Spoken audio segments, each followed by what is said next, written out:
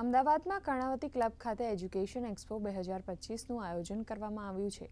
Times of India દ્વારા આયોજિત આ એજ્યુકેશન એક્સપોને આરોગ્ય મંત્રી ઋષિકેશ પટેલે ખુલ્લો મૂક્યો હતો। આ એજ્યુકેશન એક્સપોમાં વિવિધ યુનિવર્સિટીમાં ચાલતા વિવિધ અભ્યાસક્રમો વિશે એક જ પ્લેટફોર્મ પર વિદ્યાર્થીઓને માહિતી મળી રહે તે માટે આયોજન કરવામાં આવ્યું હતું। આ એક્સપોમાં મોટી સંખ્યામાં વિદ્યાર્થીઓ ઉપસ્થિત રહીને માહિતી મેળવી હતી। આ પ્રસંગે આરોગ્ય મંત્રી ઋષિકેશ પટેલે જણાવ્યું હતું કે વિદ્યાર્થીઓ માટે આ એક મહત્વનું પ્લેટફોર્મ બની રહેશે।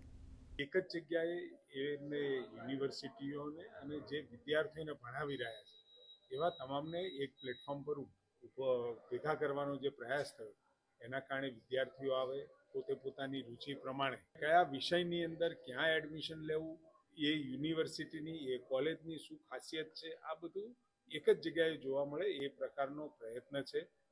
અને હવે તો નેશનલ એજ્યુકેશન પોલિસી એ આવતા સમયમાં વિશ્વને અને વિશ્વની સાથે દોડવા માટેનું એક પ્લેટફોર્મ આપણને મળ્યું છે।